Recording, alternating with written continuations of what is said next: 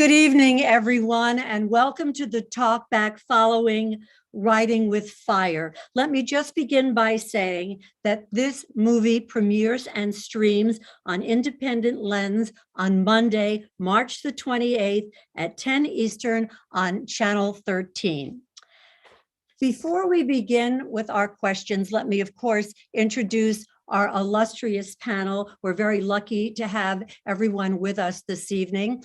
I'm Sandy Klein, and I'll be moderating this talk back. I'm going to begin with David Nachman, who is one of the managing attorneys at the New Jersey law firm of Nachman, Fulwante, and Zamovchek. He has more than 25 years experience in the field of corporate and business immigration and nationality law practice. He's a member of the New Jersey Bar, the U.S. Court of International Trade, and the U.S. Court of Appeals. And he's the former New Jersey chapter chair of the American Immigration Lawyers Association. And he serves as a mentor to the organization's members on immigration law issues. He is also joined by a colleague of his, Snehal Batra, who is managing attorney of the Raritan office of NPZ Law Group. She is an immigration attorney licensed in New Jersey since 2001. And Snehal's practice includes all areas of U.S. business, family immigration, and naturalization. Snehal's passion is immigration law, which comes from being an immigrant herself, having immigrated from India to the United States as a child. And she understands firsthand the many difficulties and challenges that immigrants commonly experience while in the United States immigration process. And as such, she's eager to help families, businesses, and individual immigrants to realize the American dream. We are also joined by Geeta Sitya. She's a singer, a vocalist at All India Radio Delhi, formal training in Hindustani classical and other forms of Indian music. She performs regularly in both the United States and India, including the Indian consulate in New York, and she has performed in support of several organizations, including the Association of Indians in America and the Federation of Indian Association, and she lives in New York City. Last but so not least, as Ashok Vyas, he's an interviewer, a writer, a poet, a video cameraman, an editor, a speaker. He's chairman of the Insight for Creativity, produces documentaries, corporate films, TV commercials, a contributor to the South Asian Times, to Newsday, to the Indian Panorama, and he's program director of ITV Gold. He has presented Hindi news for 3 years and interviewed top personalities from different fields, and he's worked in All India Radio. So to say that we have an illustrious panel is far from an understatement. I want to begin by saying that Writing with Fire, for those who do not know that, is an Oscar nominee for Best Documentary this year. And by the way, the Academy Awards are this Sunday. So this film could be walking off with an Oscar. I'd like to say at the outset that this is another example of the potency of documentaries to educate, to inform, and to make us all better people. So much to learn from this film. It was moving, it was overwhelming. I saw it twice, and I could honestly say that I could see it a third time. I was particularly struck when Mira, the woman who started the newspaper, said that journalism is the essence of democracy, and being a journalist gives me the power to fight for justice. And I'd like to hear your comments about that, particularly in relation to the film and to these incredible women who we met during the course of the hour and a half. I'd like to start with Snehal, considering that you are from India and you've emigrated to the States. What is that like for you to see a film like this? Wow, well, First of all, I just want to say that I loved the movie. It was excellent, and it's a very powerful documentary with incredibly brave women and determined women, reporting on issues that directly impact their community. And as a result of these stories that they're producing, they're making change. They're improving people's lives in their communities. They take risks, and everybody expected them to fail. And against all odds, they're able to, persevere. So first of all, I just wanted to start off with that it was an excellent film and remarkable, remarkable women. But in terms of what Mira had started off the story with, the power of journalism, I would have to agree. I mean, free press is so important in our democracy. The media plays a critical role in supporting democracy. And I recall Mira saying that journalism is basically a vehicle for her to fight for justice. And it's so relevant, it's so true. And there's a huge responsibility that rests on their shoulders, when they take on these important issues to fight for their community. So free press, absolutely important in a democratic society. And how do you feel about that as well, Geeta? I mean, having been born in India and the contrast of going back and forth, what's that like for you?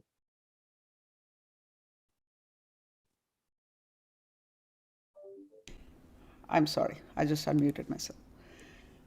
It was an eye opener, I would say that, because while I was growing up, I was in New Delhi and it was a little different than the rural areas where this happened.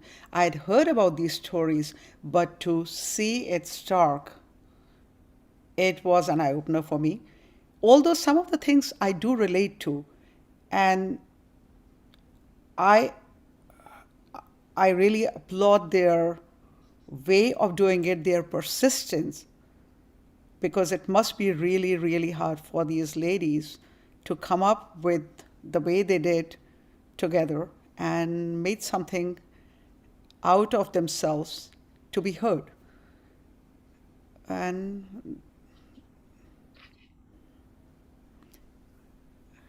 there are too many mixed emotions. I was just going to ask, is it just so emotional for you? It is emotional Yeah. because I have seen in the old days, I hear the stories from my mom's time that these things did exist, and the women, the way they were at that time, they were suppressed.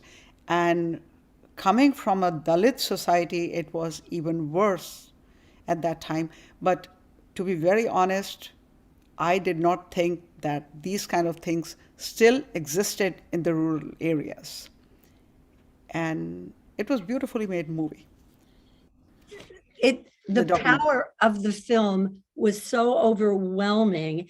And I mean, I had done some reading, and it's that there are 240 million people who live in, and am I pronouncing this correctly, Uttar Pradesh?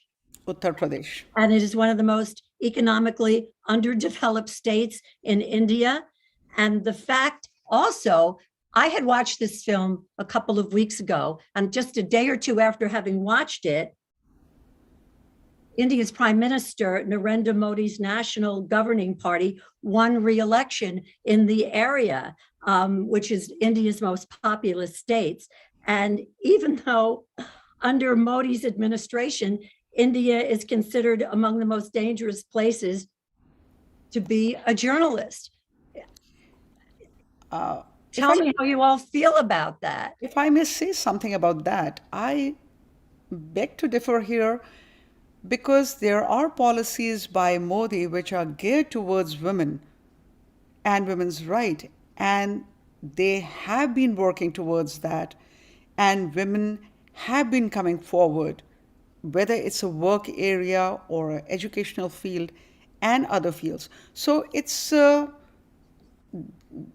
this picture has to be complete. Mhm.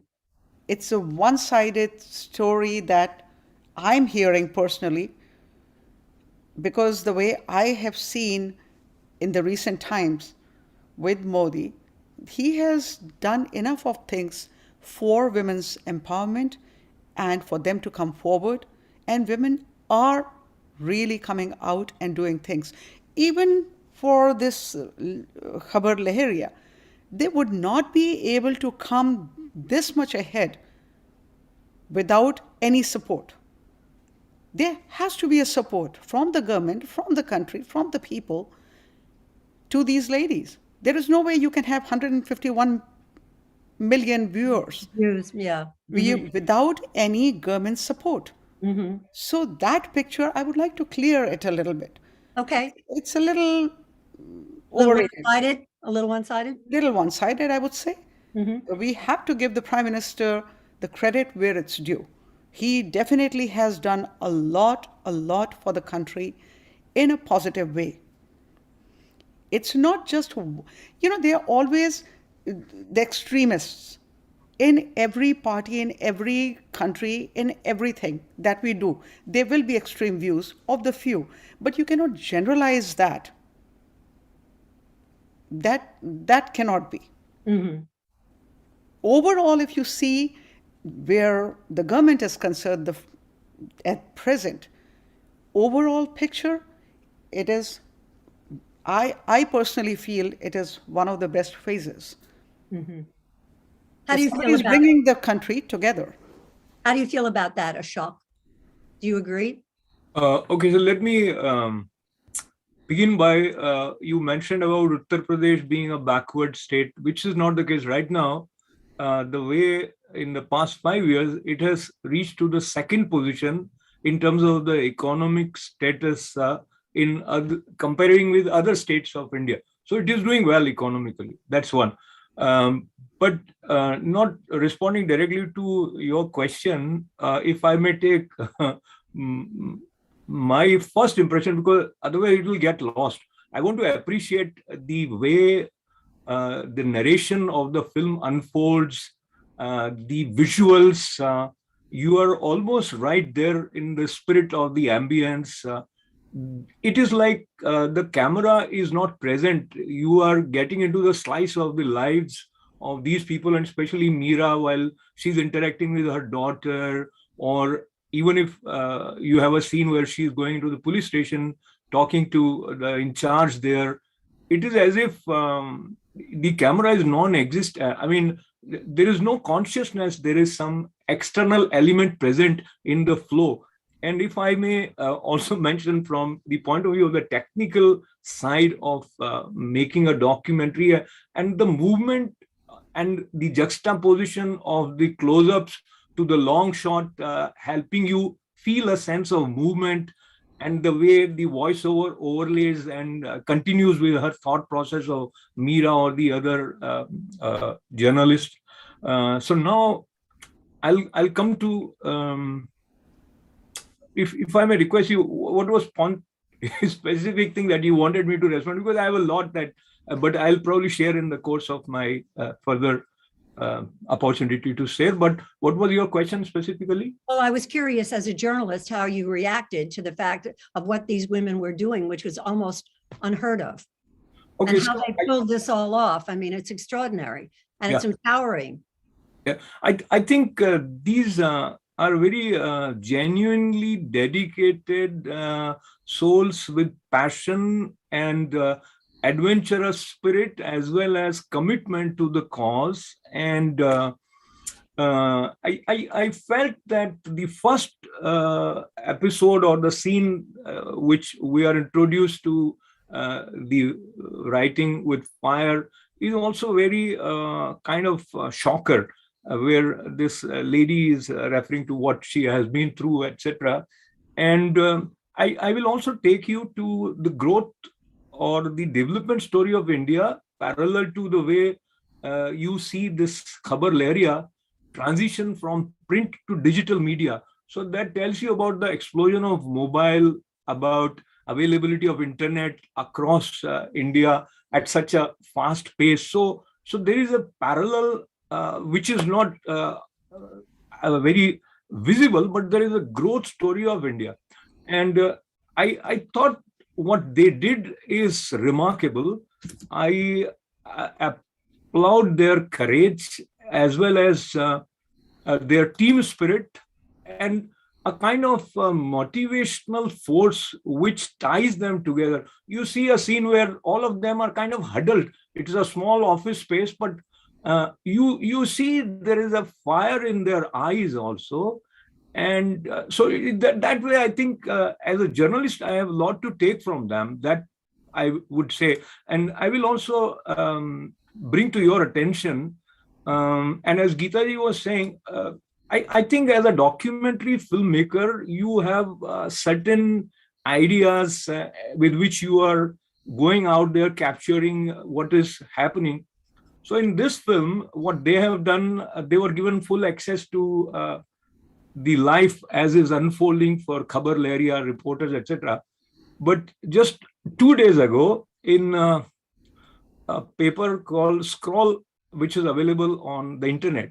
So on 21st March, this protagonist, Meera, she says that the directors of Writing with Fire have highlighted the important work done by the women-run collective, but she is also upset that they have misrepresented its journalist work, because they have taken it to be focusing on a particular political party, which is what they are saying. That is not our focus.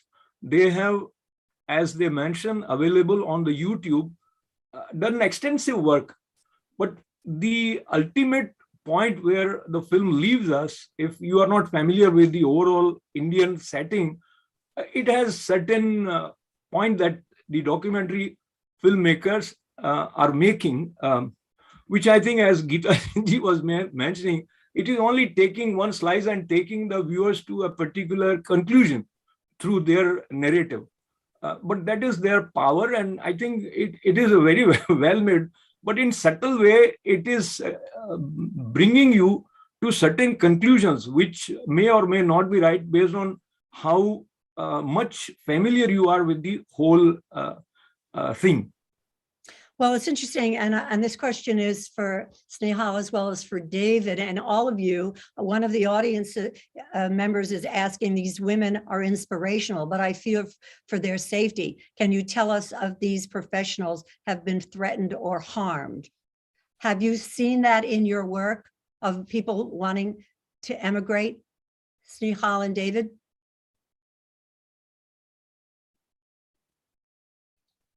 In terms of them being, and I'm not sure I fully understand the question, Sandy, you're saying that an individual would be harmed as a result of giving reporting of this nature? Is that what you're saying? Or? No, I'm more focusing on the actual immigration issue about wanting to leave the country and not feeling safe. So, I mean, I think that, and I think that, first of all, I know it's a little deceptive as to why I might be on this panel, but I've actually visited India for the last decade, twice a year.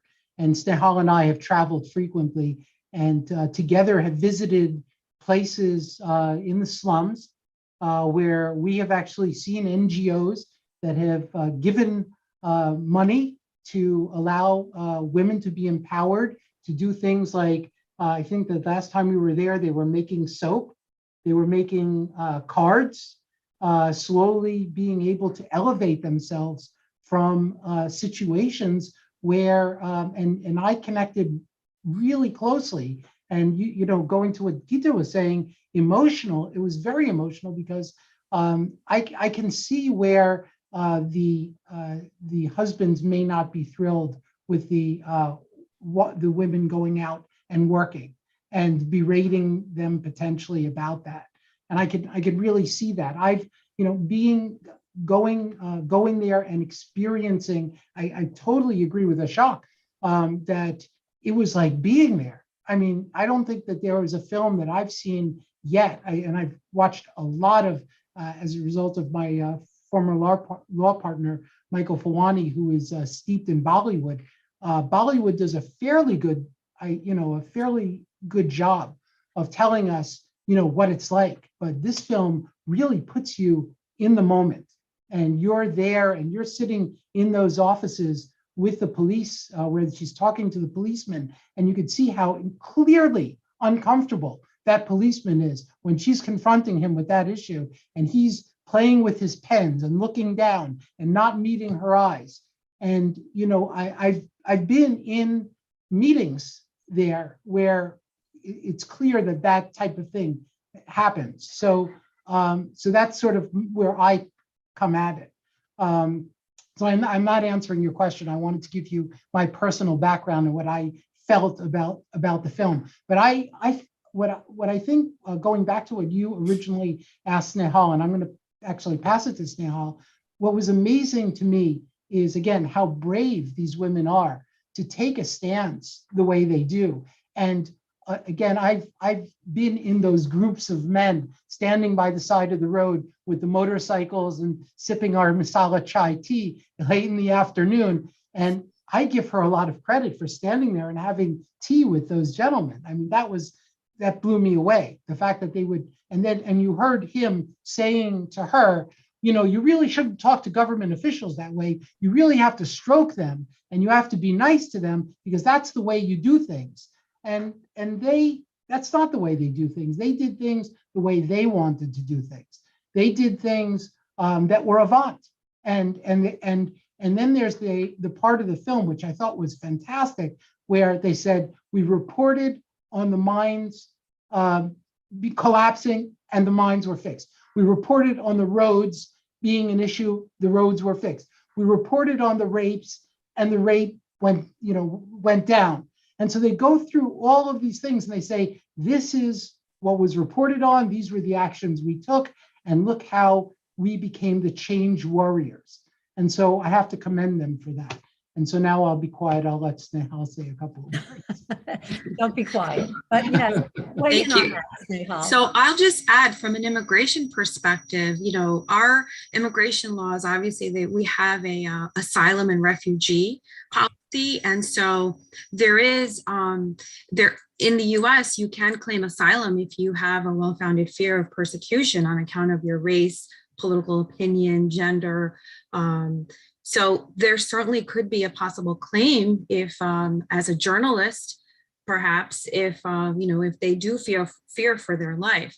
From another aspect of immigration where we see this play out is, we're dealing with immigrants, not only that come from all over the world, but come from different cultures, religion, social, and economic class. And we see this issue of mistreatment and marginalization of women. And I speak to women often who consult with me regarding the consequences of their immigration status. If they report abuse, go to the police, or file for divorce. And sadly, in many of these cases, they remain in these abusive relationships due to their precarious immigration status. And I would have to say, over the last maybe 5 or 6 years, on a pretty regular basis, I get calls from South Asian women who are victims of domestic violence, but they're afraid of going to the police. They're afraid of reporting it.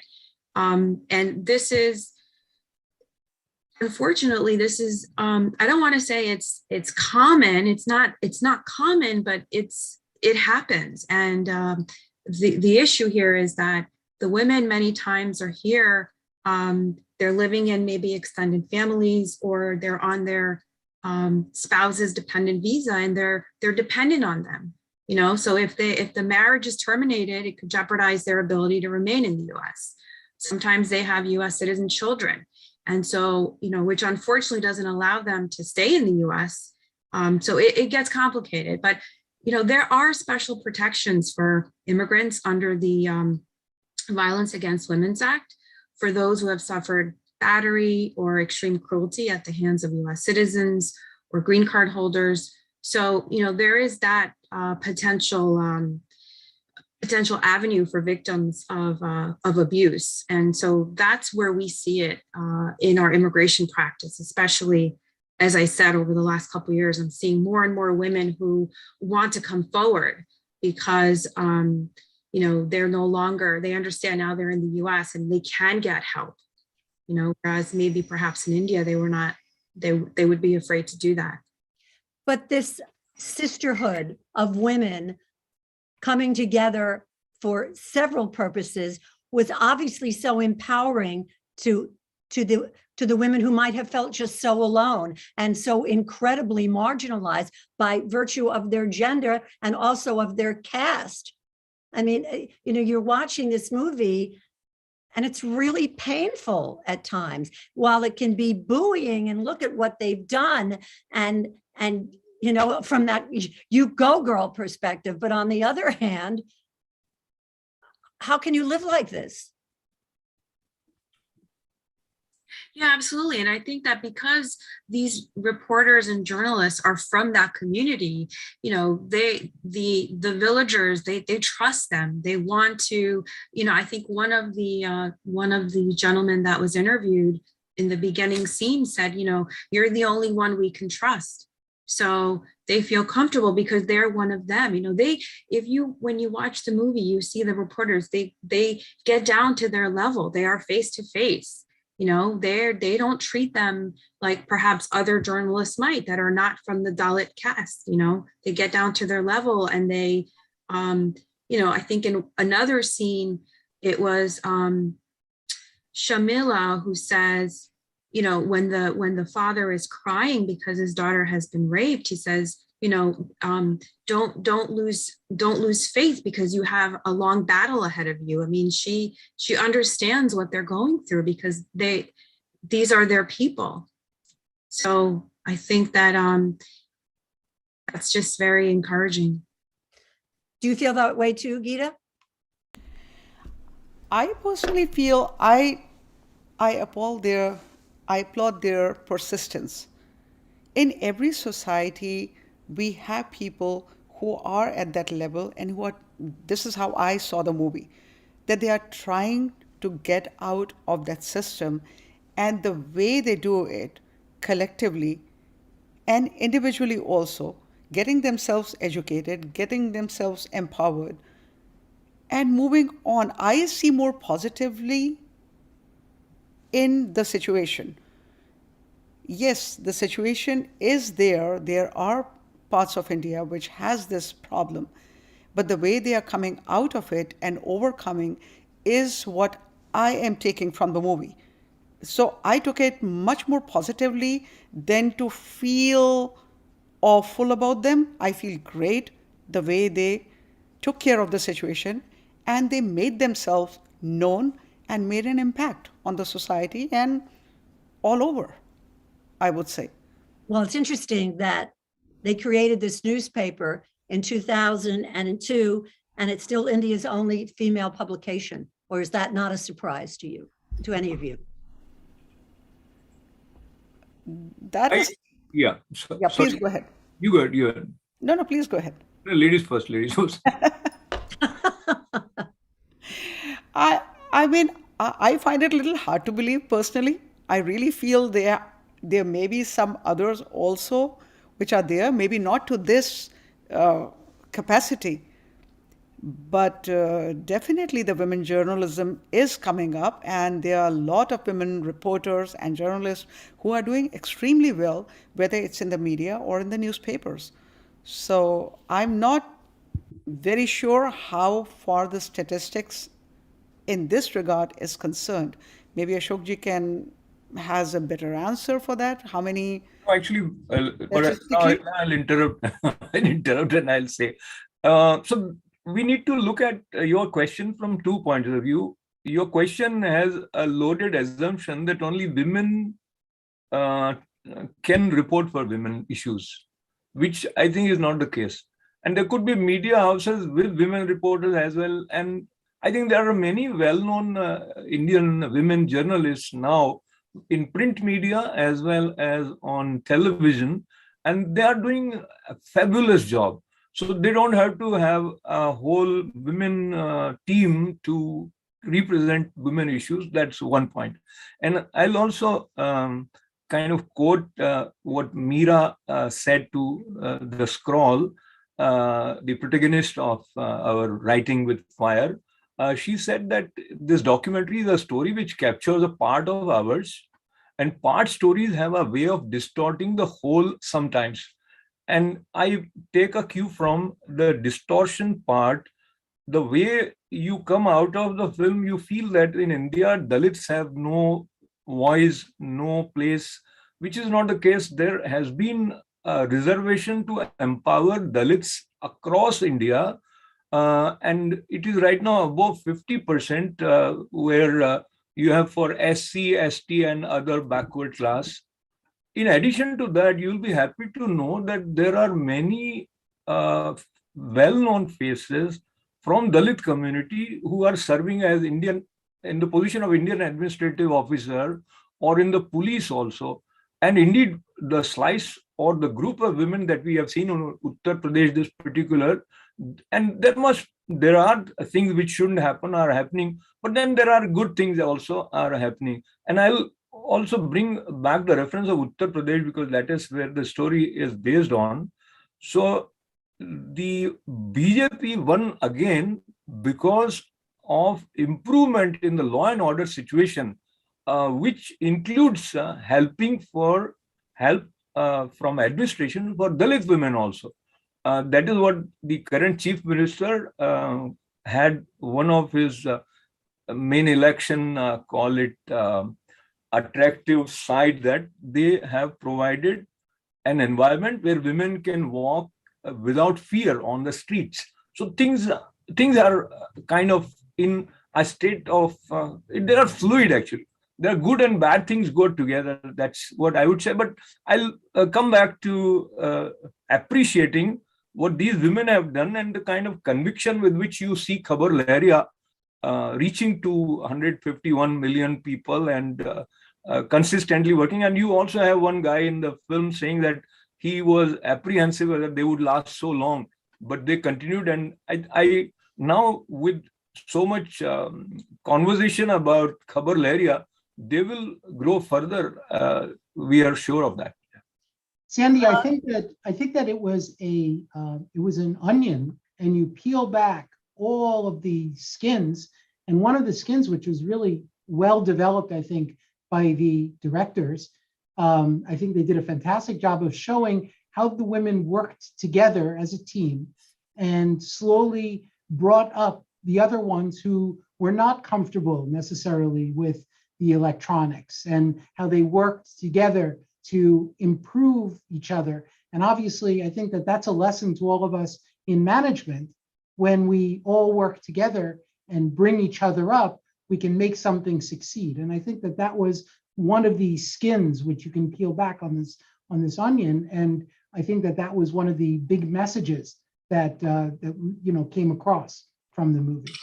Well, also, I mean, you had that camaraderie among the women in spite of the fact that they didn't necessarily get support at home. And, why are you out on the streets when you should be taking care of the family or whatever it might be? And there were times that it was really difficult to watch this film and wrap your head around what was going on. It was painful, I felt, at certain points in this documentary. I would like to, can I? Yes. I would like to talk about one of the scenes where Meera had been telling the reporters that her mother, and she got married at the age of 12, 13, something like that. And her mother-in-law was the one who told her to continue her education and go to school.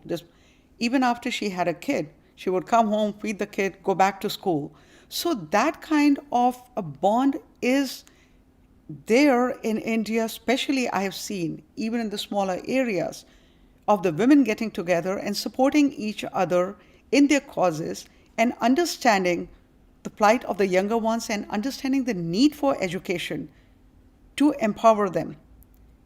And lately, the government has been taking steps in women's education in these areas, in the rural areas, and which I commend, because I do see that more in Indian society than maybe over here.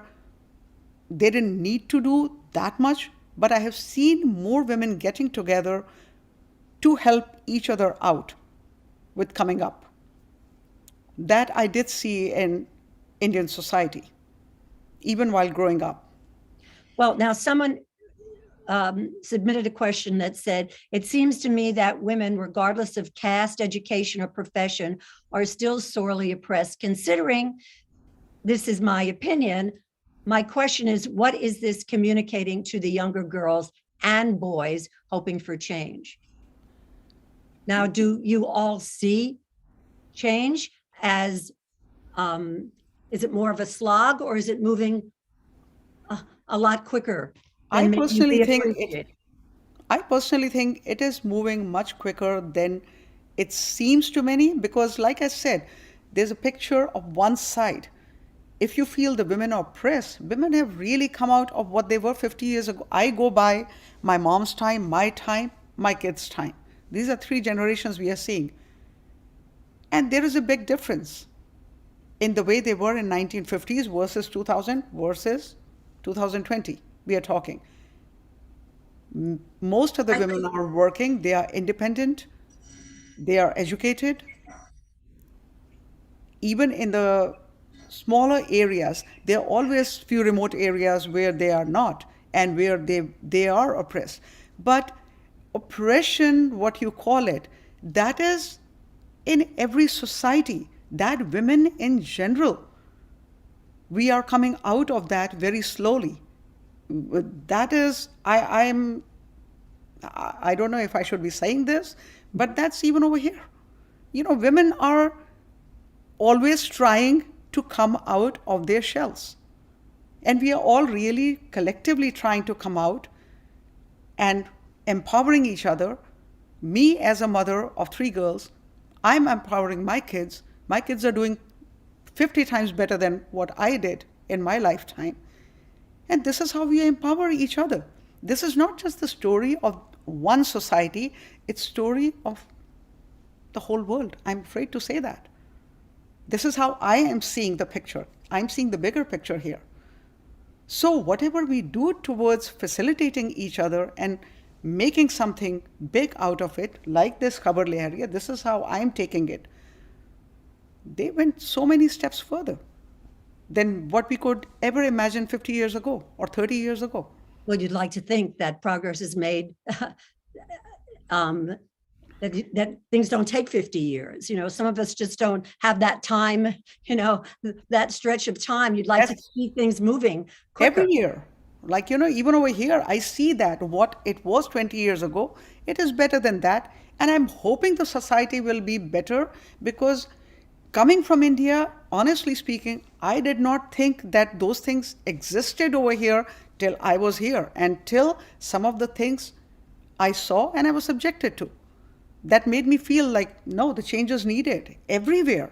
Women in general are trying to come out of what they were subjected to. That's how I put it. Well, I'd have to slightly disagree with that. I'm just going to go to you next. Yes, go Yeah, ahead. in my opinion, again, this is just my humble opinion. You know, I was born in India. I came to the US when I was 5. And until recently, I really didn't have an opportunity to visit India often. As David mentioned, you know, we go back twice a year over the last 5 years. And growing up here, I was raised in a very traditional family. And India is, you know, whether we like it or not, it is still a very patriarchal society. You know, we're bound by certain expectations as a woman, you know, what is acceptable, what is not, regardless of growing up in the US or being in India. So I always thought, you know, that things are improving here for sure. Things are improving in India, but we still have a long ways to go.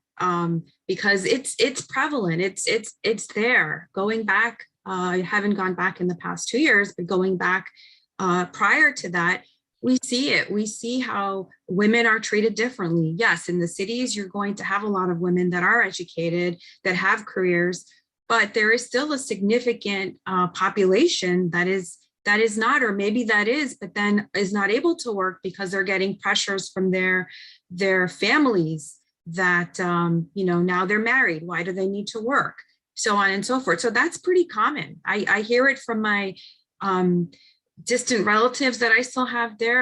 I have family here that many times experience a lot of those things too. So to Geeta's point, things are changing, but we have a long ways to go. And I do hope that, we take away from this movie, just basically, we can inspire younger generation of women to continue to fight and speak up and do what you can to elevate themselves and other people who are marginalized. Well, it was so heartening. Didn't you feel this way about the fact of how these women came together and how supportive they were of each other, and that they were a united front and a force to be reckoned with, even though that, they had to learn how to do that? See, I would like to add on here, the society, Indian society has its own structure, the way it was built. So to change the whole system, we are changing the whole system there. Change is needed everywhere in India. What it was 30 years ago, I was talking about that. From that, there is a big jump. It is rapidly changing, and where the girls are not working after marriage because they are pressured into not working, I differ here because in my family, I'm talking about my immediate family in India, girls are not working out of choice. They are married into good families. They don't want to go back to work because they want to enjoy that luxury. That is their call. But there are enough of girls you are talking about big tycoons, including Ambanis and everywhere.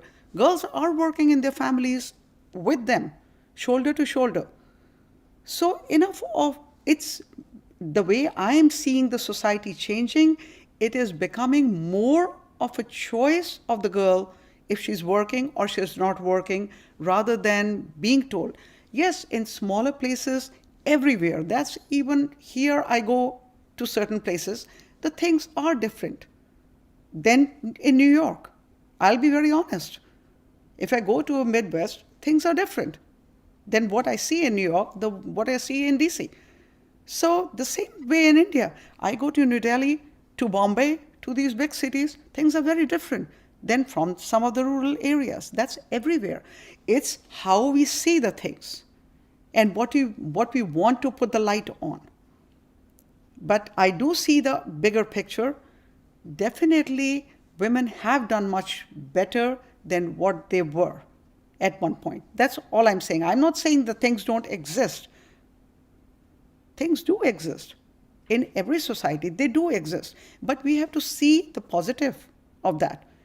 What we are getting, where we are coming with that, and move on from there. So Sandy and Geeta, Snehal and I, and Ashok, of course, and Ashok, you're probably familiar with this. When we go to India, we're obviously tapping into the young entrepreneurs, the younger folks, and how they view the world. We have an opportunity to feel them out for the way they're doing things, and a lot of them are looking to empower younger women to come into the workplace and to come out of their shells, so to speak. So I think that there is definitely a younger philosophical approach, definitely with the younger entrepreneurs, to helping to maybe again change things a little bit. So that's what we've seen, at least I've seen when I'm on the ground there. So I think that if you're saying the optimistic view of the future, I think that there is definitely optimism.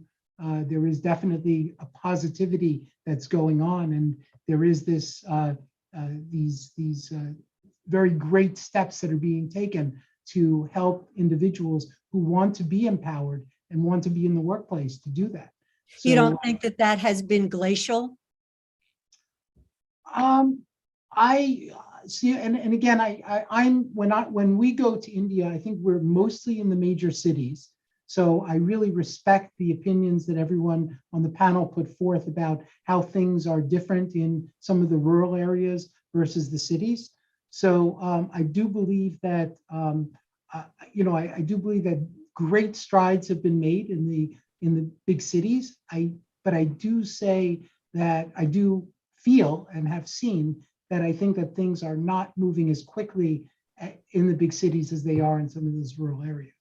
I mean, in the rural areas, things are slow to gel. So I don't know that I would say glacial, because glacial to me means maybe moving in the wrong direction. Is that? I just meant very, very slowly. Yeah. Okay. So yeah. So very slowly in the rural areas, but I think in the big cities, I think that we are seeing some definite movement. Do all of you see the potency of this film?